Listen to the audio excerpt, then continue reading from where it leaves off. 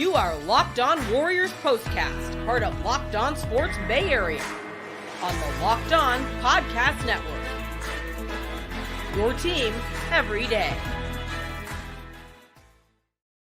Yo, what's up, everyone, and welcome back to the Locked On Warriors Postcast. I am your host, Eric, aka Eric Engel, aka Triple E, former producer from the Murph and Mac Morning Show on KMBR. And tonight, we saw the Warriors pick up their 14th win on the road, 6th consecutive road win, and they handled a visibly frustrated Jordan Poole in the Washington Wizards 123-112. Thanks in part to third quarter Klay, who went mini nuclear after halftime, fueling a 25-6 Warriors run that ultimately buried the 9-win Wizards. The other big part of this Warriors win, CP3 finally returns from injury, and his presence was palpable. He did a little bit of everything in his first game back, but most importantly, he made winning plays. He made everyone around him better. It was exactly what you wanted to see from Chris Paul tonight. But the fourth quarter quandaries continued for the Dubs. Why can't they figure it out in the fourth quarter? They let the Wizards back in again in this one. Do they need to make any changes down the stretch to these closing lineups in the fourth quarter? We will break it all down. But first, I want to thank all of you for watching us on the Locked On Sports Bay Area YouTube channel. Please hit that subscribe button. Also, thanks for listening on the Locked On Warriors podcast feed. Make sure to check out the Locked On Warriors Daily Show for more in-depth coverage. Today's episode is brought to you by FanDuel. Make every moment matter more. Right now, new customers get $150 in bonus bets with any winning $5 bet. That's $150 if your bet wins. Visit FanDuel.com/lockedon to get started. This game was a barn burner. From the tip, the Wizards were looking to run, and you knew it. Kuminga caught an alley-oop from Draymond on the very first offensive possession of the game for the Warriors, and it was just off to the races after that. The Wizards just could not miss, it seemed like, in that first quarter, that first half. The Warriors played awful defense. It seemed like they were almost shocked by the speed that the Wizards came at them with early in this game. They did adjust. Second quarter was much better. Warriors shot the lights out in the second quarter, hitting 64% of their shots from the field. One big storyline coming into tonight. Everyone, of course, thinking about the Draymond Green, Jordan Poole, the punch heard around the world last year, and all the fallout from that ultimately led to Jordan Poole becoming a Wizard and just being annexed from the Warriors. And so obviously you're going to key into what he does in the game. Tonight, he did not have a very good night. He finished with, coming off the bench, 29 minutes, 5 of 17 from the field, 2 of 8 from 3, just 12 points, and he had 7 turnovers and a technical foul. Not a good night for Jordan Poole, and you could kind of tell from the jump he was looking to get some revenge against the Warriors. It seemed like he wanted to stick it to them, show them what they were missing out on. You saw him joking around pregame with Steph a little bit if you were watching on the NBC Sports pregame show, and Jordan Poole right off the bench gets Steph on him on a switch, immediately hits a deep three against him. You could tell he was just didn't hesitate to take the shot, and he was 30 feet from the basket. And there was 14 seconds on the shot clock. So he was clearly looking for his shot, did not even look to pass the ball. The next time he got the ball, again, didn't look to pass, just getting shots up every time. He did beat Klay to the rim for a layup. He looked like he was going to get it going early, but then turnovers plagued him the rest of the game. You saw him get frustrated and protest what was a no call on his 6th turnover and protest to the official. And he picked up a technical foul and just, I don't know what to say about this situation, man. It's a bummer he didn't work out. He contributed a lot to the Warriors in that championship run in 2022. I don't think they win that championship without him at all, as every single person on the Warriors has said, including Draymond Green himself, Steve Kerr, Steph Curry, all of them. But it was time for him to go to Washington, and he did. And I thought he was going to thrive there. He's clearly not thriving. So hopefully he figures it out for his sake, for the Wizards' sake. not really the Warriors' problem anymore, and we move on. Steph is turning into sort of a problem for the Warriors right now. He is in the midst of a pretty cold stretch, and he's just been off. You saw him airball a three tonight, like an open three, like a rhythm coming off curling off a screen, catch and shoot three. I mean, when's the last time you saw that from Steph Curry? Just not a great sign. And you think back to the last road trip the Warriors had, Steph was red hot. I mean, shooting the lights out, multiple 30-plus point games, a 60-point outing against Atlanta. I mean, he was on fire. And Steph, he just something looks off with him right now. It's just the shot just isn't falling for him, and he's doing everything the same. He's setting these back picks. He's rolling around screens. He's moving without the ball. He's getting open looks. Teams aren't playing him any different. The shots just aren't falling, and sometimes that will happen. It's Stephen Curry. He'll figure it out. The ball will eventually go through the cylinder, and all will be right in the world again. One thing that was phenomenal for the Warriors tonight, CP3. His return was palpable. Just we call Brandon Pajemski, or Steve Kerr calls Brandon Pajemski, the great connector. That is, I mean, what is CP3 then? If AirPods is the great connector, CP3 has got to be like the supreme connector or something, because he is whatever Pajemski was doing before, which he's a rookie, obviously. And Chris Paul's a future Hall of Famer. You can't really compare the two, but just the presence that Chris Paul brings with him to the court is incredible. The way he makes everybody else around him better. It's you can feel it. You can see it watching the game. You can see how everybody's in the right spot. He's directing traffic. He's another coach out there on the floor like Draymond Green. And I think a lot of players will benefit from this. Clearly, a lot did tonight. You saw Kuminga catching some alley-oops. You saw Trace Jackson-Davis getting some looks. And we'll talk about this a little bit more later, and who on the Warriors will benefit the most from Chris Paul's return and how his return specifically benefits the Warriors. But you saw a lot of it tonight. His plus minus was plus 17. He had a massive impact off the bench in 22 minutes in his first game back from that left hand fracture. And it was great. He was out 21 games, and this is excellent to see from Chris Paul. Moses Moody got the start tonight. That was not what we expected to see. It's not, at least not what I expected to see in this game. Wiggins didn't play a whole lot. I'm assuming something's wrong with him if he's not playing. So we'll see what's wrong with Wiggins later. Hopefully Kerr talks about that post game. And Chris Paul is the star tonight. And Klay Thompson also, as we mentioned in the lead, he did his thing, came off the bench. He turned into third quarter Klay and went mini nuclear. He drained in a bunch of threes, scored 13 points in that third quarter run, that 25-6 third quarter run that just ultimately put the Warriors over the top. And Klay has been consistently having these big games off the bench, and we'll explain a little bit later why that has been. Scoring outbursts in each one of these quarters has been so consistent for Klay. Another 25 points for him tonight, 6 of 11 from 3. Klay, again, in the building, feeling himself all the way out there in our nation's capital. And by the way, what was with that weird court tonight, man? I mean, I don't watch a whole lot of Wizards games. I'm not sure what they're doing with their colorways. It's kind of weird. It doesn't really match up with the rest of their scheme at all, like their color schemes. And that court was funky. The weird, like old-timey, like ye old English type font in the middle of the court with these weird, like seafoam blue-green keys on either side. I don't know, man. Tough luck. I know a lot of things in the NBA are the NBA is trying new things with all these courts and stuff. A lot of new colors and things like that out there. I think this was a swing and a miss for the Washington Wizards, but a lot of things are swings and misses for the Washington Wizards this year. Only 9 wins on the season. I believe this is 14 losses in a row at home now for the Wizards. So not very good for the entire city of Washington.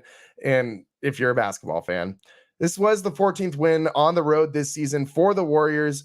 big deal because last year they were terrible on the road. They could not figure it out, just couldn't get it done. Closing minutes were always a problem last year, still proved to be a problem this year. The Warriors did let the Wizards kind of get back in this one in the end of the game. Turnovers in the fourth quarter are still plaguing the Warriors. But as we talked about the last couple times we've done this show, you can get away with some of that stuff against really bad teams. You know, the Hornets, the Wizards, teams like that. You can kind of get away with some of these mistakes in the fourth quarter, whereas teams like the Nuggets will punish you. And that's what we saw with Nikola Jokic in the Warriors last game of the homestand before this road trip. Warriors also had more than 60 bench points tonight.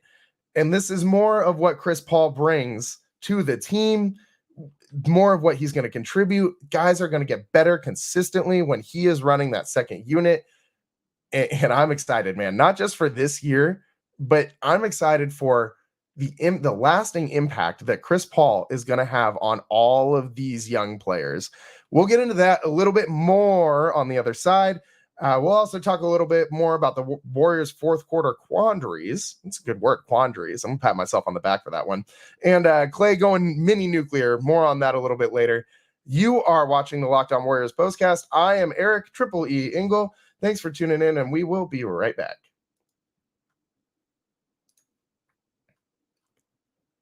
Are you the kind of driver that likes to push things a little further? Ever wondered what adventure could be around the next corner? Our friends at Nissan have a lineup of SUVs with the capabilities to take your next adventure to the next level. The 2024 Nissan Rogue is perfect for city drives and great escapes. Sounds like the car for you if you live in the Bay Area and want to make some trips up to Tahoe this winter like me. It even has class-exclusive Google built in as your always updating assistant to call on for almost anything. Gone are the days of connecting your phone. Google Assistant, Google Maps, and Google Play Store are built right into the 12.3-inch HD touchscreen infotainment system. The 2024 Rogue is the perfect midsize crossover for your next adventure. Nissan's incredible lineup also includes the 2024 Nissan Armada. It will change what you expect from a full-size SUV. Picture a rugged 4x4 that can seat up to 8 in first-class luxury and style. Tow bigger and explore further in the 2024 Armada. Take the Nissan Rogue, Nissan Pathfinder, or Nissan Armada and go find your next big adventure.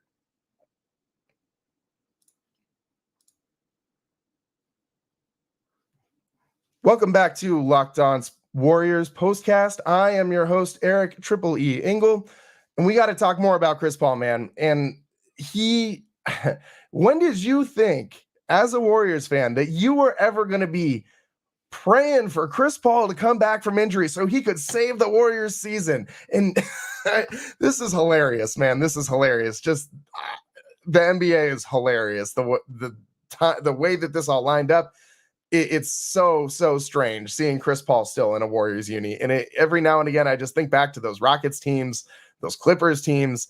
It's weird, man. It's weird, but kind of like Draymond Green, I'm glad he's on our team. You hate him when he's on another team. You love him when he's on yours. But the big question is, how does he impact the team upon his return? And can it be that big of an impact to really lift the Warriors to championship contenders if he's back? And I'm going to say he kind of does if he plays like he did tonight, which we need to see this against some tougher competition than a team with 9 wins. But this is a very good step in the right direction for the Warriors. He has a huge impact on turnovers. He's going to reduce the number of turnovers. He's going to increase the level of defensive intensity on the second unit. And he's going to really benefit a bunch of young players on this team that are already starting to bloom and blossom and peak when he wasn't even playing. We're talking about Jonathan Kuminga, Brandon Bajemski, and Trace Jackson-Davis specifically here. First of all, this second unit looks so much more stable with CP3, AirPods, Klay, Looney, GP2, Trace Jackson-Davis. Most nights you're going to see Moses Moody there too, although he was not there tonight. This second unit has could be the best in the NBA. You have potential Hall of Famers on your second unit. This is incredible. in not potential Hall of Famers, future Hall of Famers, Klay Thompson and CP3. And this could be the best second unit in the NBA. Could be also a lockdown defensive unit that could run with other teams' first units to give Steph a little bit more rest to kind of reduce the wear and tear that I think we're seeing catch up with him as he has been slumping as of late. This second unit can compete and keep things close. They have tons of heady defenders. I mean, you have AirPods taking charges. You got CP3 pushing everyone where they need to go. Looney is solid in the middle. GP2, one of the most high-intensity defenders. You've seen Trace Jackson-Davis have blocks, alter shots down low in the post. This is a legit team. You can play more a traditional, like, two bigs down low. Like this, there's so much you can do with this second unit, and it's really fun, especially when you mix in a Kuminga or an Andrew Wiggins, who is going to be a huge part of that second unit too, playing with those guys. As you saw tonight, Kuminga throwing down some wide open buckets after CP3 essentially manufactured an open shot. And he didn't get assists on all of these plays, but he had like the hockey assist. He had the pass to the pass that was the in ways that the box score can't always reflect. Still filled it up tonight. Finished with 4 rebounds, 6 assists, four steals, and only 2 turnovers, 9 points in 22 minutes of play. 3 of 5 from the 3-point line. All 9 of his points coming from beyond the arc.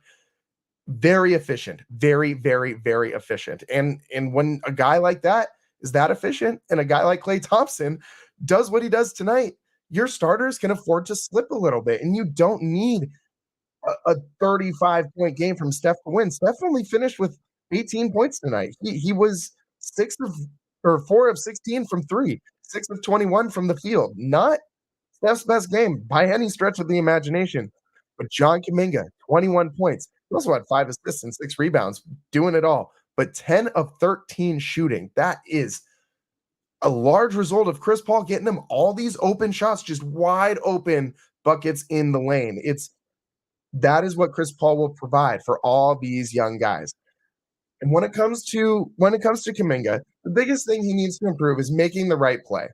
That's Chris Paul's best asset, his mental game, which he's going to continue to teach Kuminga, which he's obviously been teaching him. He's in the locker room. Even when you're injured, you can still do those things. But it's another voice on the court in the game who's going to coach him and coach him hard. You see how Chris Paul comes after his teammates. He's not pulling any punches. He is telling the guys what they need to hear to make them better. And that's a dynamic that you've heard Kuminga and Steve Kerr kind of developing over this stretch where Kuminga has really started to emerge. Is they have this open communication now where Kuminga told Steve Kerr, like, coach me harder. And I have to imagine that Chris Paul is going to approach this the same way, which, I mean, that's second nature to Chris Paul. You don't got to tell him twice. And so this is only going to benefit Kuminga and if it's possible, push his progression even further, make it even faster. I mean, could we really see him take another second leap in his game this year? I think the answer is yes, and I think it's going to be on defense, and I think it's going to be because of Chris Paul. So this is huge for the Warriors. This is a big, big benefit. Not just the Kuminga thing, but also we mentioned Trace Jackson-Davis and Brandon Podziemski and the ways they benefit too. We'll get into both of those right now. First, Trace Jackson-Davis. Think of all the big men Chris Paul has turned into all-stars in his career, or at least we won't say he's turned guys like Blake Griffin into all-stars, but he certainly helped with the development of them, the maturation of them. And he's had David West, Blake Griffin, as we said, DeAndre Jordan, DeAndre Ayton, Tyson Chandler. These are a lot of guys who were, all-stars at the top of their games when they played with Chris Paul. Yes, they were good later, but they were never the same guy, though. DeAndre Jordan has not been the same dude since he played with Chris Paul. Never was again. Lob City was, if you're a Warriors fan, not a big fan of those Lob City Clippers teams. I know I'm certainly not, but they were good, man. They were tough competition. There's a reason that was a rivalry. Both teams got to be good. both teams were good at the time. The Clippers were tough. And that was because of Chris Paul and how he utilized his big men. He can teach TJD to play these roles. Specifically, the guy I think he can be most like is Tyson Chandler. And while Trace Jackson Davis is not the same physically as Tyson Chandler, Tyson Chandler came into the NBA out of high school and had just a chiseled, like Greek god body. TJD is not that guy, but he can be a similar kind of player who isn't ever going to score, he's never going to average 20 points a game, but he can be a dominant force in the paint who can average 2.5, 3 blocks for a season per game. He can be that anchor in the middle that teams seem to start needing again and still be mobile enough to be able to play in today's NBA at the position of center when you have guys like Nikola Jokic and Wemby and Chet Holmgren and all these other dudes who are mobile at that position these days. TJD can learn from Chris Paul because he has played with all of these prior all-star, all NBA level big men. And I'm not saying TJD is going to turn into that, but who better to teach him if all these guys, if you don't have a guy like that in your locker room, if you don't have a Tyson Chandler, if you don't have a DeAndre Jordan, a DeAndre or a David West type, shout out David West, former Warrior. If you don't have a guy like that in the locker room to teach him how to be that guy, I mean, Looney sort of is, but Chris Paul's different. Chris Paul is a different level of expectations for his centers, for his big men. This is going to rub off on TJD. Now, Brandon Pajemski, real quick. He has a prototypical point guard to show him how to succeed. The point god, the great connector learning from the point god. And he Pods is never going to be Steph. He's not that type of shooter. He's not pulling up from 35 feet and you feel like you got to close out on him. But he can be more similar to Chris Paul. I'm not saying he's going to be, a lock for the Hall of Fame or anything like that. Calm down. But he could be similar to him in a more traditional, gritty type of point guard where he's just in the right place at the right time, making heady moves, always making people around him better. Knows where to be, knows how to move without the ball. And that's the exact type of player Pajemski is turning into. I'm not going to sit here and say he's going to be the next point god. He's not Chris Paul. Chris Paul was not who he is. He wasn't at the peak of his powers coming into the NBA, but you knew when he came into the NBA, he was special. And Pajemski, he's got some work to do to climb to get to a point like that, for sure. But he can be a more traditional type of point guard and learn some things from Chris Paul, because you can't just copy what Steph does and expect for that to work for you too. And so you need a little bit more of a realistic example. That's what Chris Paul provides. We got to break real fast here, but on the other side, we'll get more into Klay Thompson's mini nuclear performance tonight in the Warriors' fourth quarter quandaries. You are listening to the Locked On Warriors postcast. I am your host, Eric Triple E Engel, and we will be right back. Locked On Sports Bay Area is brought to you by BetterHelp. Sometimes we all need the opportunity to get something off our chest. Big or small, certain things can really start to get to you. It's important to let that out, especially to someone who's unbiased on your life. So today, I want to say how I really, really, really feel about something. You may even be thinking the same thing this week. And this Warriors team is stressing me out with all of their fourth quarter failures this season. Why do they keep letting teams back in? Life is stressful enough without me worrying about this kind of stuff. And that's where BetterHelp can help you. For those daily things that just really wear you down, therapy can be different for anybody. Most of us have bigger problems in our life than our favorite sports team, and it's important to get things off your chest every once in a while. If you're thinking of starting therapy, give BetterHelp a try. It's entirely online, designed to be flexible, and suited to your schedule. Visit BetterHelp.com/lockedon to get 10% off your first month. That's BetterHelp, HELP.com/lockedon. Welcome back to the Locked On Warriors postcast. I'm your host, Eric Triple E Engel, and Klay Thompson. What are you going to say about Klay Thompson, man? I saw something earlier today that we got to address. And Stephen A. Smith is always yelling about something. I mean, I get what first take is. You gotta yell. You gotta have a take. You gotta make people pissed with your BS that you're spewing. And Stephen A. Smith said something that really made me laugh, and it should make every Warriors fan laugh too. So I hope you all laugh with me while we break this down. He says Klay Thompson needs to prove he can still be clutch.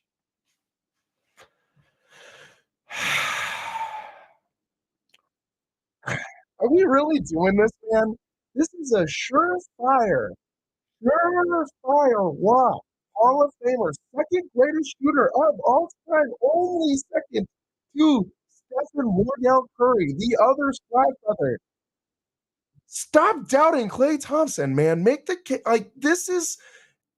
Let me make the case for you why he's still a game changer in the NBA right now, this season. What he is, here's some stats for you. Let me throw some numbers your way. About 30 minutes a game, just over 17 points per game, 1.5 turnovers per game, second lowest of his career, above 37% from three-pointers. He is shooting the second lowest three-point percentage of his career. Sort of troubling. Not really that troubling when you look at the number itself, though. 41.8% shooting from the field. And here's a big key. 14.4 shots per game, the lowest since his rookie year.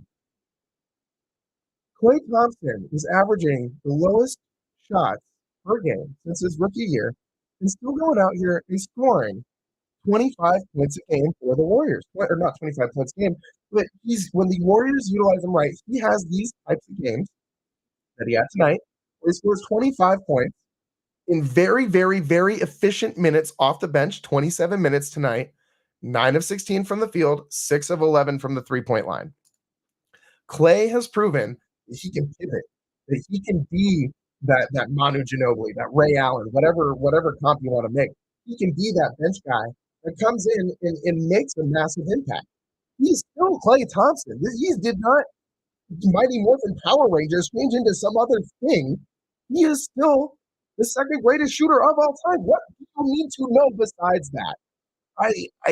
Insane to me that you could call out a guy like Klay Thompson and say you need him to prove he can still be clutch. I don't know what you're questioning. His three-point shooting ability? He'll prove you wrong, as he did tonight, to any Wizards fan that doubted him and his three-point shooting ability. You don't think he's got that grit? He came back from 2 career-ending injuries. You don't think he's got that fire, that desire, that competitive nature in him to just step up in the clutch as we've seen him do time and time again? Did you forget Game 6 Klay? I mean, what are we doing?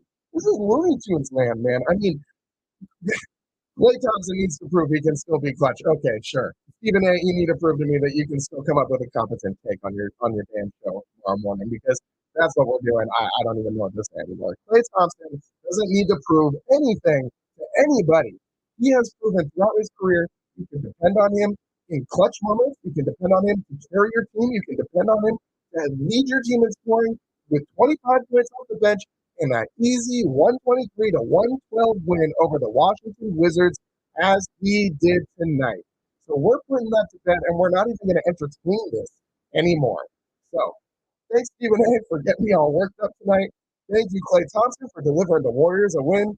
And thank all you everydayers for tuning in to Locked On Sports Bay Area. That's about all the time that we have today for the Locked On Warriors postcast. Tune in when the Warriors face off with the Knicks.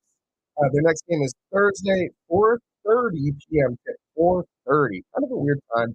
Usually their East Coast games are 4:30 p.m. tip. Jalen Brunson competing with Brandon Bajemski, trying to take that lead in charges taken. It was a fun one tonight. Wish the Warriors didn't let the Wizards back in. That's about what we've kind of come to expect from the Warriors. We didn't get into that as much tonight. I have a feeling we'll have more time later on in the season to talk about the Warriors' fourth quarter quandaries, as they don't seem to be figuring them out. Again, main issues: defending without fouling, don't turn the ball over. The Warriors don't seem to be able to know how to do that. And I think that we might need to make some changes in this closing lineup going forward that could feature Chris Paul, as we talked about. how he helps the Warriors in a lot of those ways. We'll have more on that for you on our next postcast, I'm sure, as that will probably be a theme for the Warriors all season long. Thanks for joining us on Locked On Warriors Postcast. I'm your host, Eric Triple-E Engel, and we will see you next time, Thursday after the Knicks, 4:30 p.m. Pacific time. See you then. Thanks for joining. Peace.